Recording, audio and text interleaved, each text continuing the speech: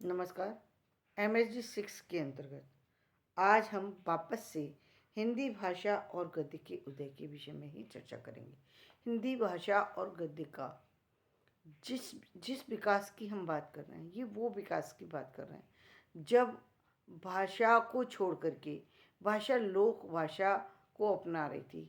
यानी हिंदी भाषा में जो कहेंगे अवधि का और ब्रज भाषा का मुख्य रूप से प्रचलन बढ़ रहा था।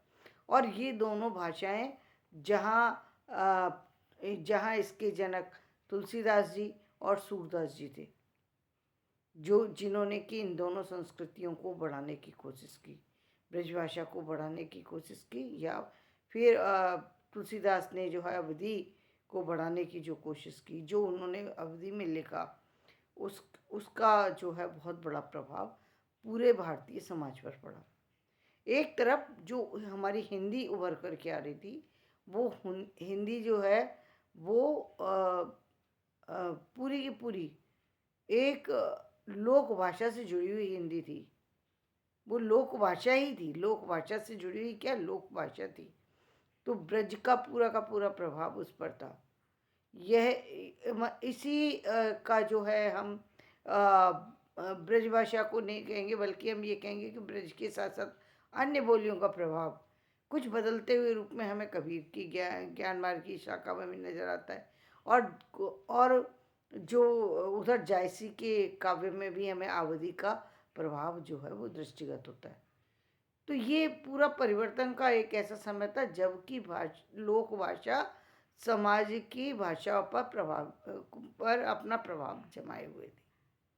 ये परिवर्तन आया 1805 में, जब गिलक्राइस्ट ने फोर्ट विलियम कॉलेज की स्थापना की। तो ये बहुत बड़ा परिवर्तन अपने साथ बहुत सारे बदलाव को लेकर के आया। बहुत सारा बदलाव क्या था? पहला बदलाव तो ये था कि उन्होंने जब ये कहा गया कि हिंदी विभाग को बनाया जाए, तो हिंदी विभाग में जिन लेक्चरर की जो है वो कहने जिन लेक्चरर के पद जिन लोगों को लेक्चरर के पद पर स्थापित किया जाना था, तो वो लेक्चरर उपलब्ध नहीं थे। ये बहुत बड़े आश्चर्य की घटना है, जो कि हमें बताती है हमारे पास सारी चीज़ें हों, लेकिन हमारे पास हिंदी के लेक्चरर नहीं है।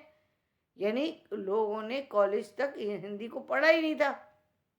स्पष्ट हो जाता है, आप पढ़ेंगे तभी किसी प्रोफेसर वगैरह बनने के लिए तो आपके पास वो काबिलियत होना चाहिए, लेकिन वो काबिलियत नहीं थी।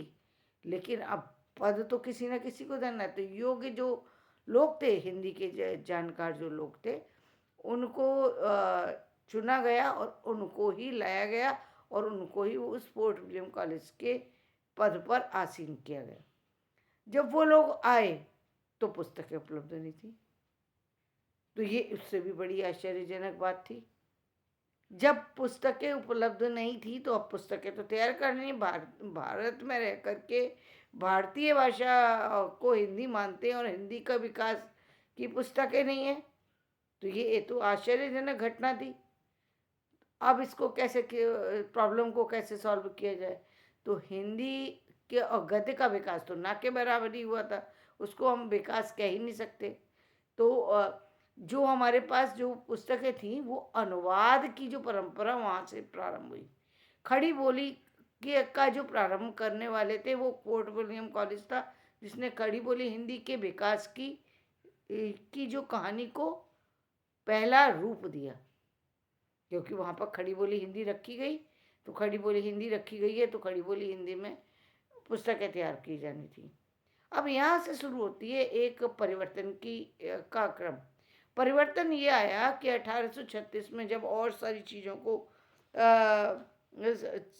चीज़ों को जो रखा गया, तो वहाँ पर जो परिवर्तन के साथ जब भाषा रखी गई, तो जो लोग उर्दू के ज़्यादा करीब थे, वो हिंदी पर उर्दू का प्रभाव जब बना रहे थे, और जो संस्कृत के ज़्यादा प्रभाव में थे, वो संस्कृत को हिंदी पर ज़्यादा प्रभावी रूप से लाना चाहते थे। यानी दोनों ही अपनी अपनी तरीके से भाषा को बदलने में जो है एक तरीके की जो है नई प्रक्रिया में लग गए। खड़ी बोली हिंदी का विकास के दोनों चीज़ें, जो हिंदी भी और हिंदुई दोनों जो है उभर कर के सामने आने लगे।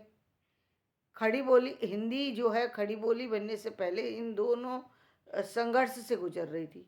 दोनों तरह की पुस्तकें अपनी अपनी तरह से तैयार की गई और वो थी अनुवाद की पुस्तकें।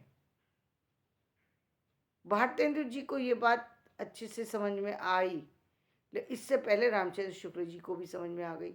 रामचंद्र शुक्ल जी ने भी मतलब जब बाद में जब रिसर्च की है रामचंद्र शुक्ल जी ने, तो उनको भी ये बात समझ में आई कि ये तो ये जो घटना है, ये घटना तो तभी से स्टार्ट हो गई।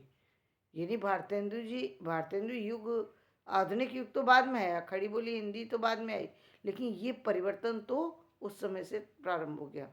और ये बात भी समझ में आ गई कि हिंदी का साहित्य उपलब्ध नहीं था। तब भारतेंदु जी ने अपने साथ लोगों को जोड़ा, इसको जाना कि भारत में ये चल क्या रहा है। ये जो भी चीज़ें हैं, जो भी भारत का विकास है, वो कहीं ना कहीं एक अलग दिशा में जा रहा है। वो ऐतिहासिक जो परिवर्तन है वो नवीनीकरण के साथ तो आ रहा है, लेकिन जो भारत का विकास होना चाहिए वो अज्ञानता के कारण से संपूर्ण विकास नहीं है। क्योंकि हमारे यहाँ तो शिक्षा ही उतनी नहीं थी। शिक्षा मिली तो शिक्षा का विकास तो हुआ, लेकिन उस स्तर पे विकास नहीं था। क्योंकि हम विकास तो कर रहे हैं, लेकिन विकास में खींचातानी भी कर रहे हैं, और वो अकारण हो रही थी। वो अकारण हो रही थी, यानी उसका कोई महत्व नहीं है। जैसे आज हम कहते हैं कि एक भाषा को संपूर्णता के विकास के लिए उसको खुला छोड़ना चाहिए, उसमें इतना ज़्यादा खींचतान नहीं करना चाहिए कि भाई यही शब्द रखो। हर व्यक्ति की अपनी वो है योग्यता। वो चाहे उसको पूरे हिंदी को हिंदी में प्रयोग करे।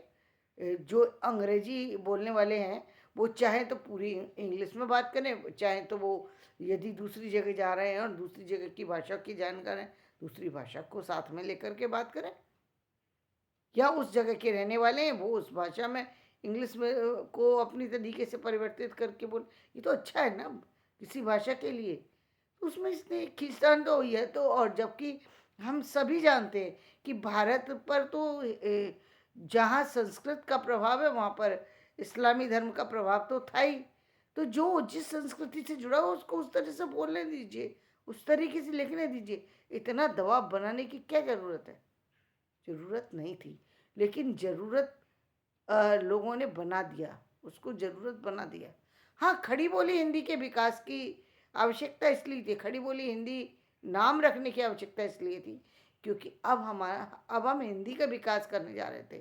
तो हिंदी में के विकास में यदि हम खड़ी बोली शब्द को प्रयोग कर लेते हैं, तो इसका मतलब हम ये कहते हैं कि अब हम हिंदी का विकास कर रहे हैं, लोक भाषा से आगे बढ़ चुके हैं, हम ये कह सकते हैं। क्योंकि अब लोक भाषा छूट गई। लोक भाषा के हम हिंदी के विकास की बात क्यों कह सकते हैं? क्योंकि हम हिंदी को राष्ट्र का गौरव बनाने जा रहे थे, और इसी खींचतान के कारण से आज तक हमारी राष्ट्रभाषा हिंदी नहीं बन सकी है, जो तुरंत हो जाना चाहिए। राष्ट्रभाषा हिंदी बन जाना चाहिए जितना जल्दी। जिस दिन ये राष्ट्रभाषा का गौरव प्राप्त कर लेगी, उसी दिन इसका वैश्वीकरण का नया रूप विश्व के सामने आ जाएगा।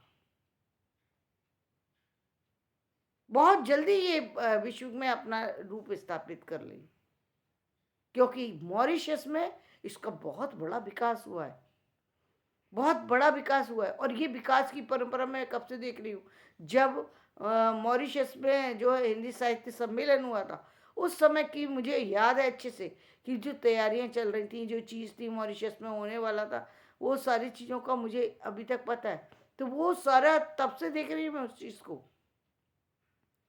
कि वो चीज़ें चल रही थी। तो वहाँ पर मॉरिशस में जाकर के जो लोग रह रहे हैं और जो लोग परिवर्तन कर रहे हैं, जो हिंदी को लेकर के आए, आज तो हिंदी पूरे जो है विश्व में अपनी जगह बना चुकी है। हम तो आज का तो एक अलग चीज़ है। मैंने हमारे यहाँ एक पीजीआर रामन करके एक वो थे जो ऑक्सफोर्ड यूनिवर्सिटी में थे, वो हिंदी के जहाँ तक मेरा नहीं, वो ऑक्सफोर्ड में थे। तो वहाँ पर वो हिंदी के जो है वो प्रोफेसर थे, पति पत्नी। तो वो जब मुझे पता लगा कि ये विदेशों में जाकर के ये हिंदी पढ़ाते हैं, तो वो मुझे बहुत ज़्यादा उस चीज़ ने बहुत प्रभावित किया था। उस समय मैं 6-7 साल की थी, लेकिन मुझे वो उनकी जो वो उन्होंने वो आए, वो हमारे यहाँ ठहरे और हमने जो उनकी जो चीज़ें सुनी, वो सुनने लायक थी। हालाँकि शायद पिता ने सोचा भी नहीं होगा, और मैं भी उस समय 6-7 साल की ही रही होंगी, लेकिन क्योंकि मैं तो बच्चे की तरह ही बैठी थी, लेकिन वो चीज़ ने कहीं न कहीं मुझे ये बताया कि विदेश में जाकर के भी हिंदी पढ़ाते हैं। वो मुझे उस दिन उस चीज़ का जो है ना, अपनी भारत की भाषा का ज्ञान हुआ था मुझे उस दिन, कि हमारे भारत की भाषा हिंदी है, और इसमें जो है लोग अब विदेश तक जाने लगे। तो वो मुझे बहुत ज़्यादा जो एक हिंदी की तरफ अट्रैक्शन हुआ, हिंदी की तरफ झुकाव मेरा हुआ था, उस दिन ही हुआ था कि जब मैंने अपने उस चीज़ को, उस वार्तालाप को सुना था और समझा था, और मुझे बहुत सारी चीज़ें हुई। खैर, मैं उस बात को यहाँ वहाँ से ख़त्म करती हूँ, वापस अपने सब्जेक्ट पे आते हैं। तो हमारा क्या था कि वो जो परिवर्तन जो हुआ, जो उधर तो वो विकास का क्रम चला, और उसने जो 1803 ईस्वी में फोर्ट विलियम कॉलेज में जो है उन्होंने पुस्तकें लिखने को प्रोत्साहित कर दिया गिलक्रास्ट ने, जो खड़ी बोली होने के बाद। उसके बाद जो रामचंद्र शुक्ल जी थे और गारसादा तासी जैसे फ्रांसीसी विद्वान भी, जो आरंभ में हिंदी के काम उस दौर में लगातार नहीं, गारसादा तासी जैसे फ्रांसीसी विद्वान भी, जो आरंभ में हिंदी और उर्दू को एक ही भाषा मानते थे, और अपने इतिहास ग्रंथ हिंदुस्तानी साहित्य के इतिहास में उर्दू और हिंदी दोनों कवियों का उल्लेख उन्होंने किया, क्योंकि वो बाद में ये कहने लगे कि हिंदी में हिंदू धर्म का आभास होता है और उर्दू में इस्लामी संस्कृति का। तो गारसा तासी ने जब ये रिसर्च की, तो उन्होंने भी जो हिंदी में जो उर्दू युक्त हिंदी थी, उनको भी अपने जो रिसर्च का वो बनाया हिस्सा, और जो संस्कृत युक्त जो हिंदी लिखने वाले थे, उनको भी अपनी रिसर्च में स्थान दिया।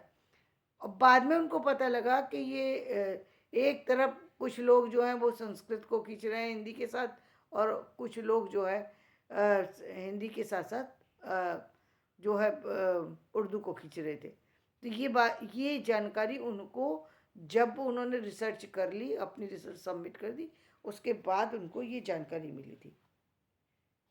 अफसोसजनक ये था कि अंग्रेज जो है वो इसमें सफल हो रहे थे। यानी सफलता कैसी?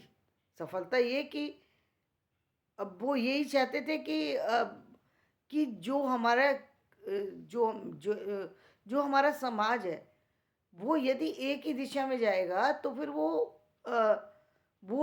उसका विकास संपूर्ण होता है। कोई व्यक्ति एक दिशा में चले तो उसका विकास संपूर्ण होता है। तो विकास की परंपरा कहीं ना कहीं टूटती रहे। जब आपने घर परिवार में भी देखा होगा, जब परिवार आगे जा रहा होता, तो कुछ व्यक्ति बाहर के जब आ जाते हैं, और बाहर की चीज़ों का जब प्रभाव घर पर पड़ने लगता है, तो परिवार में कहीं टूटने की स्थिति आ जाती है। यही स्थिति हमारे यहाँ के समाज के लोगों ने भी की, जो हिंदी के खींचतानी में लगे हुए हैं, हिंदी के विकास के क्रम में बढ़ रहे हैं।